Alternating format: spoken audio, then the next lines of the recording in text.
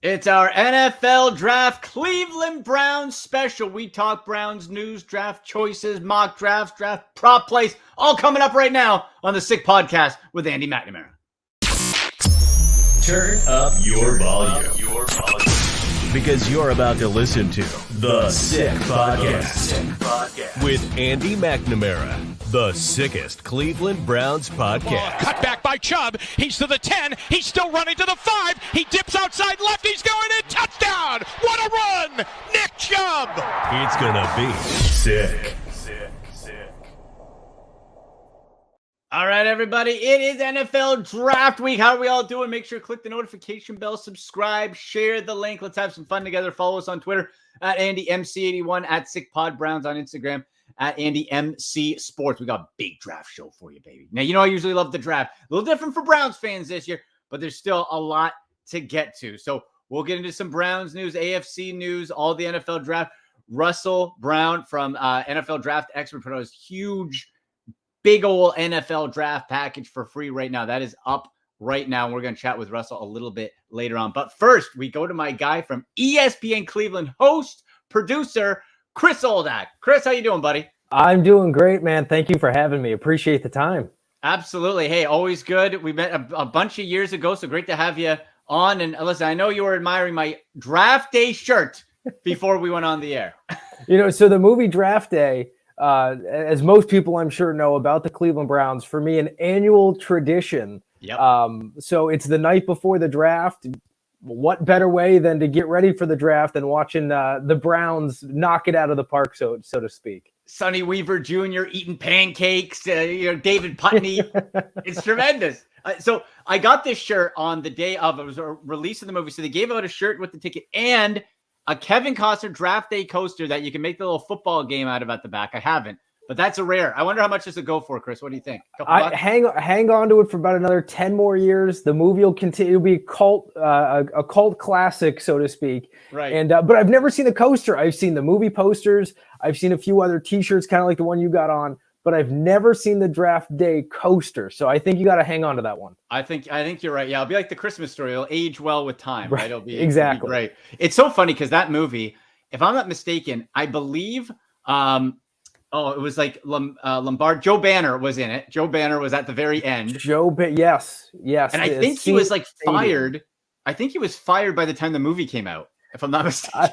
If I remember the timeline, I think you have that correct. So a lot of old faces from the Browns organization in that one for sure. Yeah, what a time to be alive. What a movie. Yeah, me and my dad watch it every year on draft day. Yep. So we got our pizza lunch tradition on draft day. Nice. But before we get into the Brown stuff, some AFC news coming around. And boy, Chris, another superstar quarterback to the AFC. Aaron Rodgers, that deal finally got done. Yeah.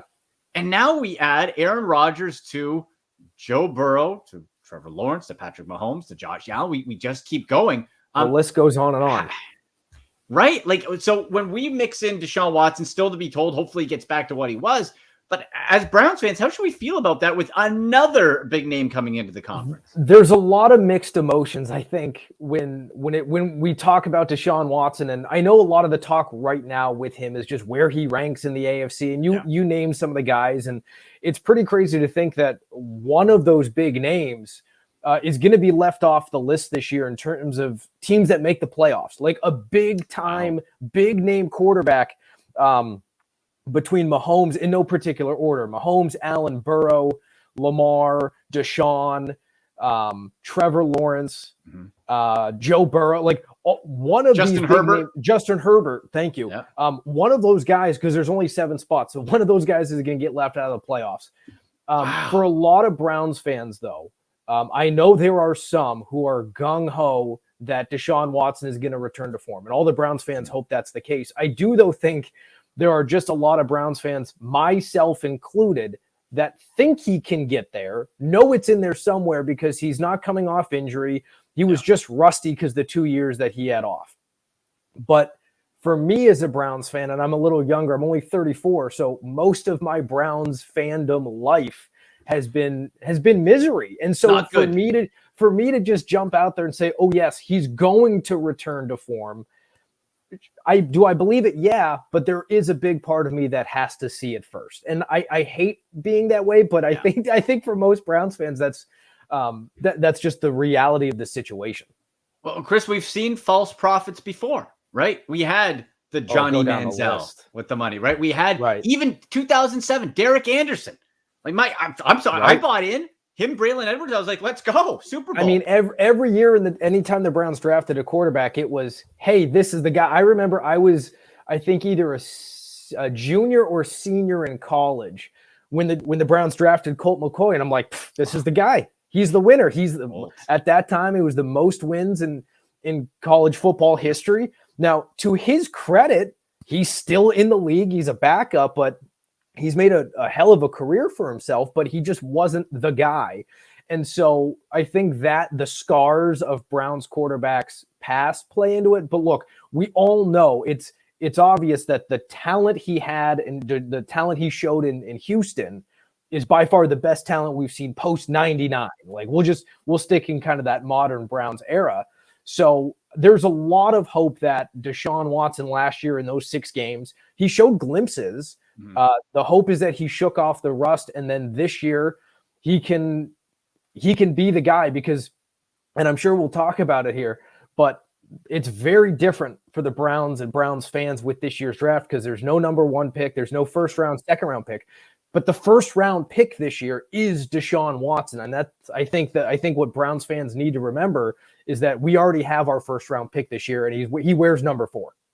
Yeah, he does. And this has the potential, and there's a lot of pressure on everybody, on DeSean Watson, on the coaching staff, GM, everybody in that building. Way up, no doubt. Right, because, like, Chris, to your point, since 99, maybe ever, the opportunity to be the most talented quarterback in Browns history. Like, it's right from athleticism to arm talent to potential. It's right there.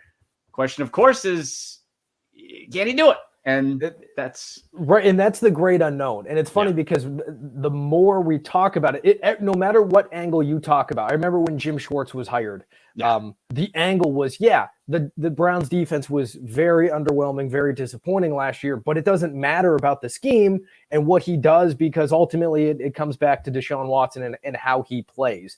So that is the great unknown. But you look at the window for the Browns here, you have in theory, you have your quarterback. Mm-hmm. You have Nick Chubb, who's in the prime of his career, Myles Garrett in the prime of his career, Denzel Ward in the prime of his career. Those are 4 giant pieces that if you're building a franchise and an organization, you want the quarterback, a weapon on offense. We know the league now, primarily wide receivers, but you got one there. You have Amari Cooper too, don't forget. Sure. And then you have 2 really good players on the defensive side of the ball. So it's all there for the team. And like you said, the pressure starts with DeSean Watson. It goes up to Kevin Stefanski, GM Andrew Berry, and then obviously it all ends with the Haslams. But credit the Haslams for making the move and going after a guy that they think can take him to the promised land. Yeah, Chris, the worst thing in sports is purgatory. Sports purgatory. Oh. You're always the 7 and 9 bleep, right? Now, to that point, though, the Browns have not been in purgatory more than a couple. I mean, we've just known that they've been terrible, and it hasn't been purgatory. But you're right; these last couple of years, the last year with Baker Mayfield at quarterback, there were a lot of questions. I was actually in the camp of the guys of, "Hey, let's pay him. He won you a playoff game." Me too. We know how that turned out, but right now, I wouldn't. But to your point, I don't think I would say that the Browns are in purgatory right now because I think everyone knows what the plan is. Purgatory for me was the Tennessee Titans the last couple of years. Everyone knew you're not winning with Ryan Tannehill. The Minnesota Vikings for 6 years now with Kirk Cousins. Yeah. I'm sure he's a great guy. I've never met him, but you're not winning a Super Bowl with Kirk Cousins. That to me is quarterback purgatory, where I think most people around the NFL would say that with DeSean Watson, assuming he returns to form, they're a contender. Yeah, you're all in. And that's what's exciting. This team's all in. Because if this flops, you don't make the playoffs. And let's talk about for a sec, Chris, what a successful season has to look like for not everybody to get fired, or at least should be fired. Who knows with Depot at the helm. But really, you're all in. And I like that mindset because now it's not about for Andrew Berry, we'll worry about 3 drafts down the road. There might not be another draft for you. Right. Well, and that is a very complicated question with some complicated answers, I think. If you look at it from all the different angles, if we're talking about a successful season just in terms of not getting people fired, to me right now, you got to make the playoffs. Yeah.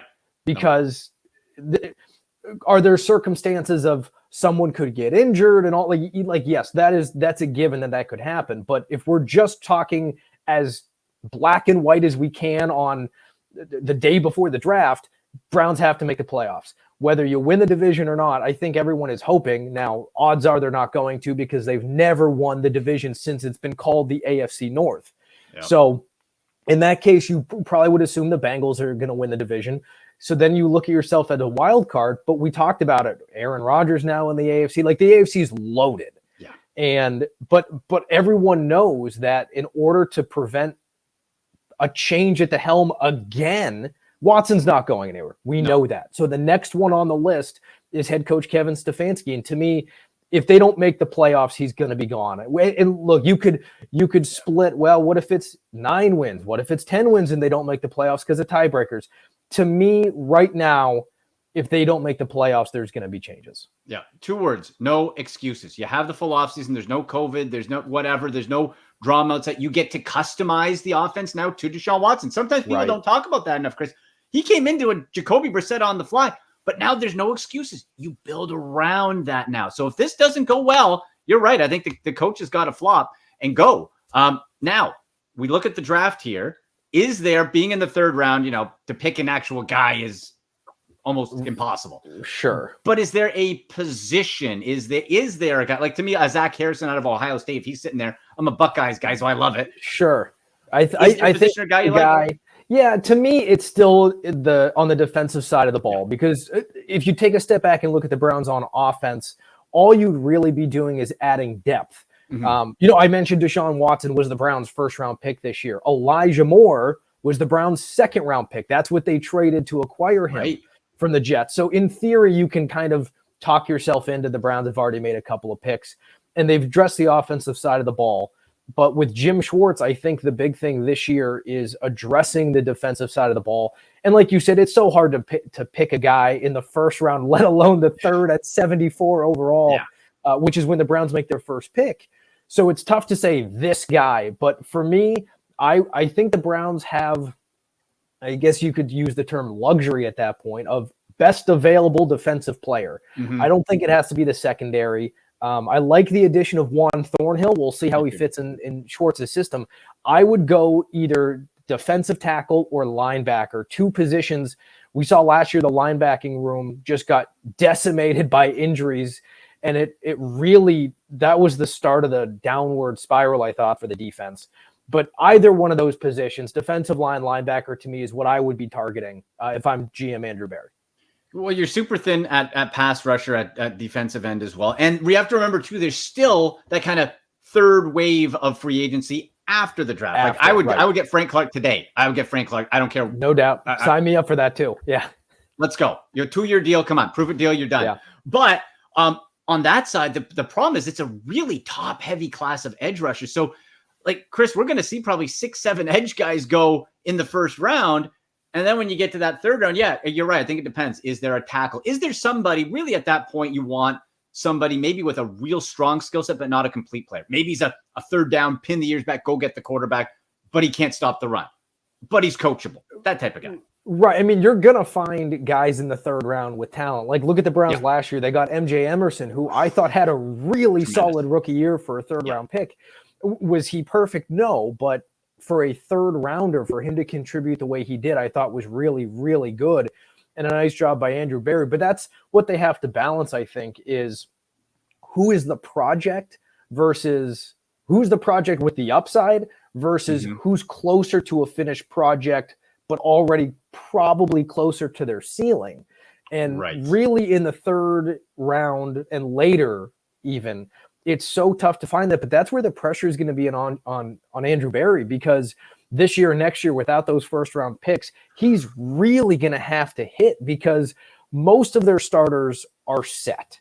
So whoever they're really adding at this point is more of a rotational depth guy. Now, if it's on the defensive front, sure, the guy could be a starter when it comes to that third round selection.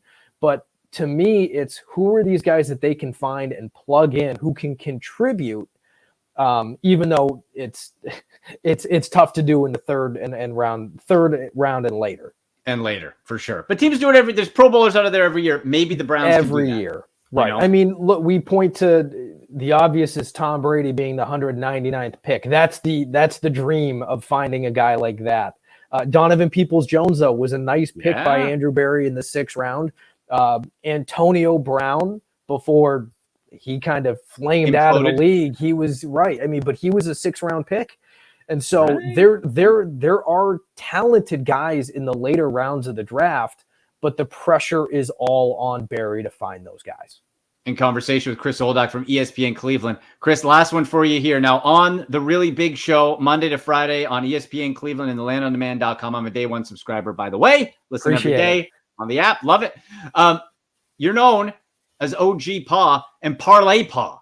Yes. So I got to wonder, as far as sprinkling a little, sprinkling some bets on the NFL draft, or there's some props you like, because, boy, the CJ Stroud, if this is a huge ruse and that guy goes first overall, you can make some money. Are you planning to do any parlays on the NFL draft? I don't know about parlays because Lord knows it's tough to hit a parlay on just games straight up money lines one way or the other. But I will be definitely making some wagers. I think the amount of quarterbacks taking in the first round is going to be fascinating because, I mean, if the Texans at 2 don't take one, that could throw everything out of whack. Then you could see teams, I don't know, I can't imagine if a quarterback that the Colts like at the top end of the first round, I can't see them necessarily passing on somebody. But you never know. So I think the amount of quarterbacks taken in the first round is always the interesting one. Definitely. Well, Chris, tell people where they can find you, your shows, all that. You do a great Pawn Paulus on the weekend as well. Appreciate. Yeah. So weekdays, 9 to 1 on ESPN Cleveland. I'm the producer of the Really Big Show with Tony Rizzo and Aaron Goldhammer. And then Saturday mornings on ESPN Cleveland, 10 a.m. Eastern, myself and Nick Paulus for Paw and Paulus. You can follow me on Twitter at the OG Paw. Chris, always a pleasure, man. I'll hit you up next time I'm in town. Thank you. Appreciate the time. Thank you. All right, there he goes. Chris Oldak from ESPN Cleveland, people. All right, now, hey, folks, you want your fantasy football gear, you want your Browns gear, just in the description below. Click on it. You get some unique fantasy football champion player Browns paraphernalia. Get it right now. Even a draft day theme shirt. Check it out. You'll see what I mean. Okay, we had the Browns talk. Now let's go big picture. Let's get into some mock drafts. Let's get into some what ifs, who might be available. We bring back on friend of show, Russell Brown from Fantasy Pros, and he has his big, giant NFL draft package preview rankings from all position groups, big boards, and all that good stuff. It's out now, and it's free on his Twitter at Russ NFL Draft. I've been taking a look at it. It is phenomenal. Russell, sir, welcome back to the show. Thanks for having me. It's always great talking a little football with you guys, and I appreciate the plug on the guide. Oh, man. Listen, when you put in that much work, now I know for just personally the different mocks I do or research, that's tiring enough. To do big boards, to get into these, gosh, hundreds of prospects. Like, just give us a ballpark. How many man hours went into this? I can't even imagine. Man, I don't even know. I mean, it's not when you love to do it, it's not really work, right? So it's one of those where I would say some days would be 8 to 10 hours. Other days would only be 3 to 4. But pretty much it started up in December, January, around that range, and it goes all the way until end of March, just about. So, I don't know, probably like 300 hours, 400 hours, maybe more. I don't know. Man, so folks, check it out. It's worth it. Phenomenal. Read notes, details, strengths, weaknesses, player notes, projection, all that good stuff. So check that out. And we're going to get into that right now. Let's talk a little bit of mock draft here, Russ. Okay. So the biggest baffle to me coming out of this period is who is behind the smear campaign, the presidential level smear campaign on CJ Stroud. I'm sorry. Did I forget what this guy has done in college? Am I supposed to forget how he overcame as a day one when he came in as a starter and what he overcame in the talent. Like this is ridiculous. I feel like I'm watching Trump Biden here with all the smearing.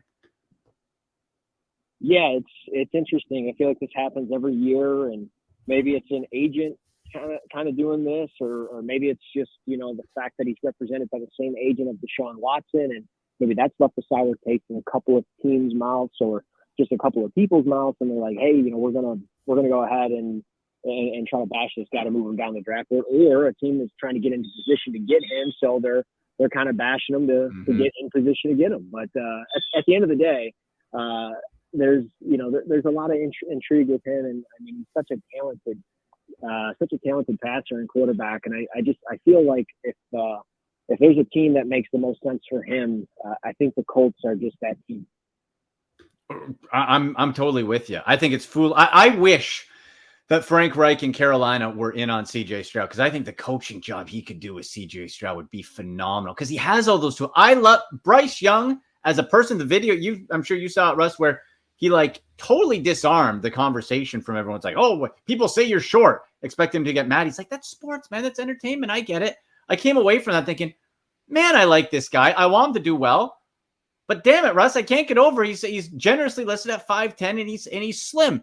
I wish you could have CJ Stroud there. That being said, where do you see if CJ Stroud doesn't go, let's say, to the Colts? Because there's a lot of rumors Will Levis, right? And we can get back to him in a sec. But let's say Panthers go Young, Houston takes Will Anderson, Cardinals, whatever. They're not taking a quarterback. Will Levis to the Colts. Where does CJ Stroud go? Is a team trading up? Or are they staying put? Well, what happens then? I mean, I really think, again, I think Indy would be crazy to pass on Stroud. You need that ready-made quarterback. I think he can play right away for you. But ultimately, I mean, if he does slide down the board, I have a hard time believing that he makes it past either 5 at Seattle or 7 Las Vegas. I think there's so much intrigue with him. And ultimately, I think the quarterback that slides is Will Levis. I think he's the one that maybe makes it out of the top 10. I think Will Levis maybe to Tennessee at 11, maybe Houston at 12 if they pass on the quarterback at 2. I'm not buying the Houston taking the quarterback at 2 thing. I can't do it, not that early in the draft. And ultimately, I feel like when you get this type of buzz this close to the draft, it just doesn't always feel real. And I don't know. Anthony Richardson's the kind of the wild card for me. I have a hard time placing him. He makes sense for Indianapolis. He really does. But at the same time, he's not that polished. Only 13 career starts. We know there's a Bill Parcells rule for quarterbacks in the NFL, and he hasn't played enough games. He hasn't done enough, and I think he makes sense for, schematically he makes sense for Indianapolis, but I could see him falling down to 11 and 12 as well. I struggle with it, man. I keep going back and forth with these quarterbacks, but ultimately I think there's 2 in the top 10, and I think it's both Stroud and Young. And that would be very interesting if Houston, as is widely expected now not to take a quarterback at 2. They have the Browns' first-round pick from the DeSean Watson trade at 12, and they have extra ammunition if they need to trade up if they're like, wow, player X is available there. We could possibly see, maybe with a trade up to someone like Philly or even the Bears, if they need to, maybe they come away with a Will Anderson and then an Anthony Richardson or a Will Levis if it's a vice versa. They potentially could come away with their future starting quarterback and a stud on defense. Absolutely. Again, it wouldn't surprise me either with Houston if they come out and say, hey, we're going to get an offensive or a defensive player at 2, whether it's Tyree Wilson or Will Anderson, and then at 12 take the best player available. Maybe that's Peter Skoronski. Maybe that's Broderick Jones. Maybe they take an offensive tackle to replace Titus Howard, or they look back into the secondary, maybe a player like Deontay Banks or potentially Joey Porter Jr. I think either one to just kind of double down and pair with Derek Stingley. They're kind of deep in that secondary, but again, you can never have too many defensive backs. And who's to say they don't try to trade back into the first round and maybe get a Hendon Hooker? I know they really like Hendon Hooker from what I've connected in the last 2 or 3 days.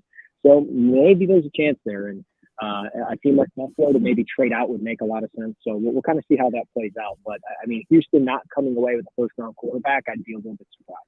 Me too. Now, Russ, I got to say this. You're a Lions guy. Okay. Lions have 2 first round picks. They sit at 6.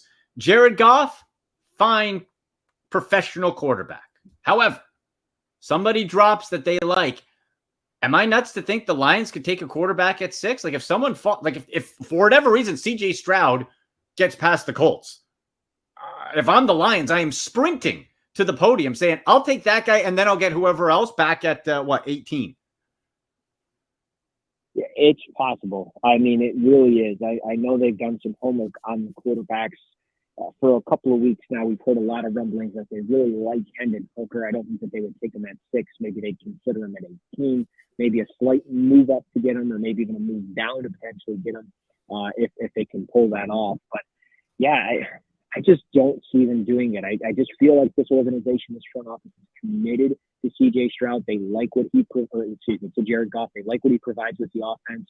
And I mean, when you throw for almost 4,500 yards, 29 touchdowns, you're efficient in Ben Johnson's offense. It's hard for me to buy into the fact that they're going to take a quarterback to replace you. You go with the known, not the unknown. And right now it's known, even though it's $30 million a year, Jared Goff wins them enough football games to compete in the NFC North at this point in time.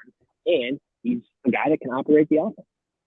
And, of course, with Aaron Rodgers leaving the NFC North, leaving the NFC, like, Russ, we look at that, the NFC total. Like, it's a wasteland of star power. You have Jalen Hurts as the top guy, Dak Prescott, Justin Fields, like, slim pickings.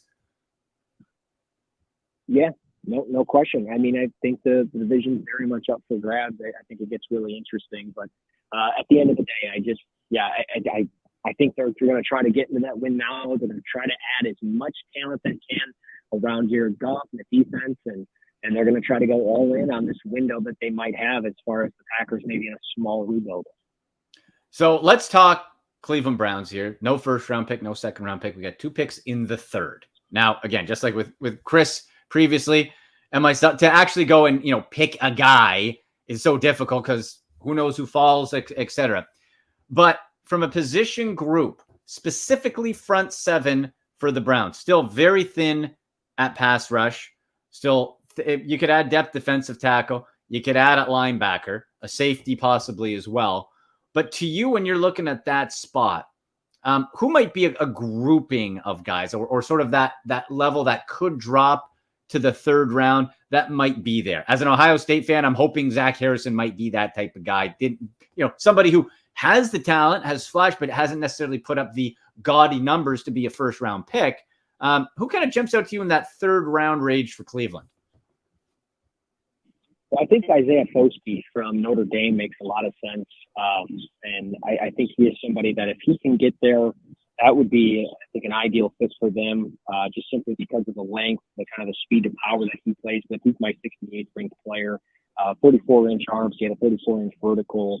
And I think he's somebody that when he moves onto the NFL, that experience that he has at Notre Dame is going to come into handy. He's got this aggressive play style about him that I think would play opposite of Myles Garrett very well. And I think there's some potential for him to hit some double-digit sack numbers. Maybe it's closer to 7, 8, or 9 sacks in a season, but it wouldn't surprise me if he ends up being a little bit of a more productive pro than a college player. And then another player, just to kind of piggyback off that, you mentioned Zach Harrison, and I will talk briefly about him. I liked Zach Harrison in the summer. The more I watched him this past year, I didn't fall in love with him. He reminds me quite a bit of Carlos Basham, which is okay. But at the end of the day, you gotta do a little bit more than that for me. But I think, with his length and his power as well, again, fun player, makes some sense. If they end up, moving down a little bit or moving up a little bit, I do wonder if this player, Isaiah McGuire from Missouri, has been a constant riser week in and week out through this draft process. Very versatile, good length, very explosive off the snap, and he's a guy that's pretty versatile. You can see him play as a 4-eye. He's kind of like, maybe not the first-round Will McDonald in a sense. He's a little bit more yoked up than him, but his explosive style of play and his length is very intriguing, and it wouldn't surprise me if he was a guy that they circled in on. Maybe they make a move with some of the draft capital, maybe package a 3rd and a 4th to try to get somewhere into that 2nd round. The Buffalo Bills are looking to potentially move out of that 1st round or maybe even out of that 2nd round just to get some extra picks on the middle part of day 2 or even day 3. So maybe there's a trade-up candidate there for players like either Isaiah Foskey or Isaiah McGuire. Interesting. And we know typically Andrew Berry traditionally has traded down, but he did trade up to get JOK a couple of years back. So there is a history there for that.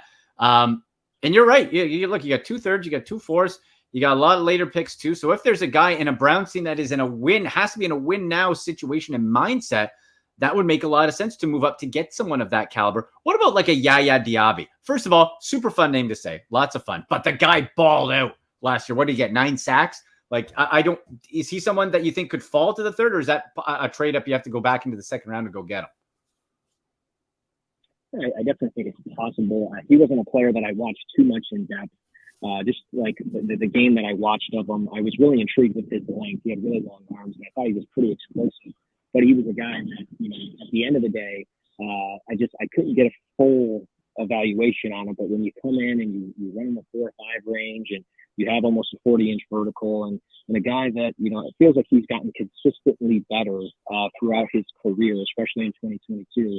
If I remember correctly, he was close to almost 10 sacks and almost 15 tackles for loss. So he really took a step forward, and he had some flashes at the Senior Bowl too. So I'm intrigued with him. I don't know if he's going to be a guy that, is available. And again, I would take guys like Foskey and Dwyer just because I've watched a little bit more of them. It would be unfair for me to say, hey, Diaby's a guy that I would take because of X, Y, and Z.